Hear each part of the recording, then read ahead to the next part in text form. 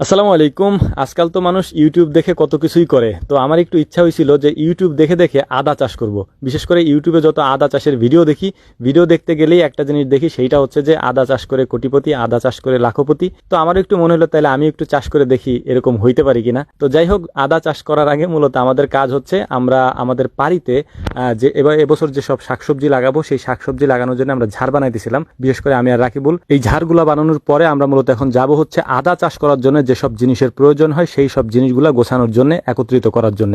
তো প্রথমে আমাদের লাগবে হচ্ছে বস্তা, এবং এই বস্তার মধ্যে হচ্ছে আমরা মাটি ভরবো। এরপরে এর সাথে আর বাকি যা যা লাগে সেগুলিকে আমরা সংগ্রহ করে একত্রিত করব। তো মূলত প্রথমে আমরা মাটি কেটে নিচ্ছিলাম, মাটি কেটে একত্রিত করতেছিলাম এক জায়গায় করে। তারপর হচ্ছে এটা হচ্ছে ফ্রেশ মাটি, মানে একেবারে খাঁটি মাটি। এই খাঁটি মাটিকে একত্রিত করার পরে হচ্ছে আমরা যাব হচ্ছে পচা গোবর সংগ্রহ করার জন্য, কারণ এটার দ্বিতীয় উপকরণ হচ্ছে পচা গোবর আর কি। পচা গোবর বলতে যেটা আমরা কয়েকদিন আগে আপনারা দেখছিলেন কিনা জানি না, আমাদের একটা ভিডিওতে আমরা দেখাইছিলাম যে ভেকু দিয়ে আমরা আমাদের খামারের পিছনের সাইডে যে গোবরগুলা থাকে সেগুলোকে একত্রিত করে রাখছিলাম। ওইখান থেকে আমরা কিছু পচা গোবর নিয়ে আসবো হচ্ছে আদা চাষের মাটি তৈরি করার জন্য। তো আমি আর রাকিবুল খুব সুন্দর করে এখান থেকে পচা গোবরগুলোকে সংগ্রহ করতেছিলাম, যেহেতু এই গোবরগুলো অনেক দিন আগের। এইটাকে এখন আমরা মিক্সড করব এই মাটির সাথে মিক্সড করে দিয়ে একেবারে মিশাই দিলাম সম্পূর্ণটা, মানে মাটি আর গোবর। আমাদের ভুল হইতে পারে, কারণ আমরা ইউটিউব দেখে দেখে শিখছি, এবং ইউটিউবে এক এক ধরনের আমরা যেটা দেখছি সেটা হচ্ছে এরকম ভাবে করতে দেখছি। তো আমরা এইভাবেই করতেছি, জানি না হবে কিনা, এটা পরে বোঝা যাবে। যদি এটা আমাদের পরীক্ষামূলক যদি হয় সেটা তো আপনাদেরকে দেখাবেই, আপনারাও করবেন ইনশাআল্লাহ। তো যাই হোক, আমরা মাটিগুলাকে একটা বস্তার মধ্যে ভরে নিচ্ছিলাম, এগুলো ফিডের বস্তা, ছোট ছোট বস্তা।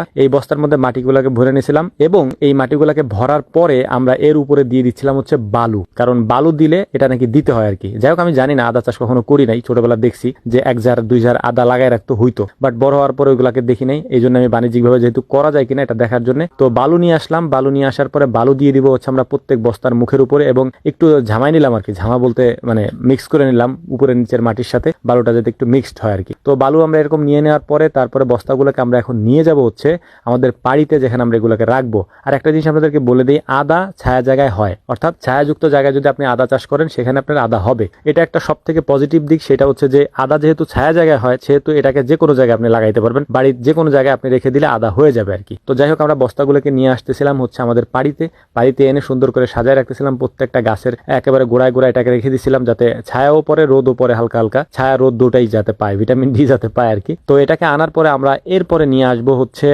আদা, মানে মূলত যেটা দরকার সেটা হচ্ছে আদা আনার ক্ষেত্রে একটা জিনিস আপনাদেরকে বলবো, সেটা হচ্ছে আমি যেরকম শিখছি সেটা হচ্ছে আদাকে ছোট ছোট করে কেটে রাখলে আদার একটা চোখ বের হয় আর কি। চোখ বলতে মানে কিছুটা হচ্ছে কুড়ির মতো বের হয়, এবং এটা বের হওয়ার পরে তারপরে আপনি এটাকে এরকম ভাবে লাগিয়ে দিতে পারেন। এরকম ভাবে লাগাই দেওয়ার পরে ঢেকে দিবেন বালু দিয়ে, মানে বালু তো থাকবেই, ওটা ঢেকে দেওয়ার পরে, এবং প্রত্যেকটা চারাকে খুব সুন্দরভাবে আমরা দিয়ে দিচ্ছিলাম। এবং এই চারা তৈরি করতে বেশ কিছু আদা আমার লাগছিল, 2 কেজির মতো আদা এনে রাখছিলাম, যদিও সম্পূর্ণটা আমার লাগবে না, কারণ আমি এত আদা লাগাবো না। আমি যেহেতু পরীক্ষামূলকভাবে করতেছিলাম সেহেতু এটাকে আমি করে রেখে দিলাম এইভাবে। এরপর আমাদের গন্তব্য হচ্ছে আমরা যাব হচ্ছে আমাদের বীজ আনার জন্য। বিশেষ করে আমরা যে ঝাড়গুলা তৈরি করছি ওই ঝাড়গুলাতে আমাদের যেসব বীজগুলা দরকার হবে সেগুলা নিয়ে আসতেছিলাম। এখানে করল্লার বীজ, তারপরে আনাজের বীজ, তারপর হচ্ছে যে চিচিঙ্গা বলেন, যাবতীয় সবকিছু, লাউ কদু যা আছে সবকিছু নিয়ে আসছি, পেঁপে। তো এগুলাকে আনার পরে আমরা এখন এগুলাকেও লাগাবো, কারণ এগুলা মূলত করার জন্যই সকাল সকাল আমরা আগে ঝাড় বানাইছি এই কারণেই, যাতে ঝাড়গুলাতে আমরা এই সব দানাগুলা লাগাইতে পারি। একটা পেঁপের চারাও নিয়ে নিলাম যাতে পেঁপে লাগানো যায় আর কি। তো যাই হোক, আমাদের গন্তব্য এখন হচ্ছে আমাদের খামারে,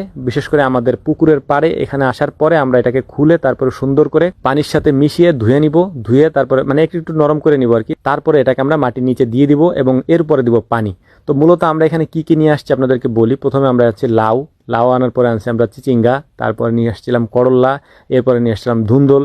এ ধরনের বীজগুলো আমরা নিয়ে আসছি। এখনো যদিও আমাদের কাজ পুরোপুরি শুরু হয় নাই, এর কারণ হচ্ছে বৃষ্টি সিজন এখনো আসে নাই, যথেষ্ট পরিমাণে পানি আমাদেরকে দিতে হবে। তো এই জন্যই আমরা অল্প অল্প লাগাইতেছিলাম, এরপরে আমরা আরো বেশি করে লাগাবো। তো আপনাদের উদ্দেশ্যে একটা কথাই বলবো, সেটা হচ্ছে আপনারা শুধু আমাদের ভিডিও দেখবেন না, কাজেও লাগানোর চেষ্টা করবেন। এই যে আজকে ভিডিওতে দেখতেছেন যে আমরা এই চারাগুলি লাগাইতেছি, তো আপনিও চেষ্টা করেন বাড়ির আঙিনায় আশেপাশে কোথাও যদি সম্ভব হয়, যদি ঢাকায় থাকেন, শহরে থাকেন, বা অন্য কোনো শহরে অঞ্চলে থাকেন, তো সেখানে ব্যালকনিতে এরকম একটু মাটি দিয়ে কয়েকটা শাকসবজির চারা লাগাই দিলে অন্ততপক্ষে আপনার পারিবারিক চাহিদা আপনি মিটাইতে পারবেন। আর যারা গ্রামে আছেন তারা তো অবশ্যই এই সিজন মিস করবেন না, এখন ফসল আপনি লাগাইতে পারবেন মে জুন মাসে, ওইগুলো আপনি লাগিয়ে দিবেন। তাহলে অন্ততপক্ষে আলহামদুলিল্লাহ ইনশাআল্লাহ আপনার ওই সবজির যে ঘাটতিটা এটা হবে না এবং ফ্রেশটা আপনি খাইতে পারবেন। এবং আমার কাছে সব থেকে আল্লাহর কাছে আমি শুকরিয়া আদায় করি যেটা হচ্ছে যে আমি প্রতি বছরই এমন এমন জিনিসপত্র আমি তৈরি করতে পারি, আল্লাহ তাআলা তৌফিক দেন, যেগুলো একেবারে অর্গানিক, মানে যেগুলোর মধ্যে কোনো ধরনের বিষক্রিয়া নাই, যেগুলোর মধ্যে কোনো ধরনের ফরমালিন নাই, একেবারে অথেন্টিক পিওর যেগুলো আমরা তৈরি করতে পারি আল্লাহর রহমতে। তো আমাদের জন্য দোয়া করবেন। এই ছিল আমাদের ভিডিও।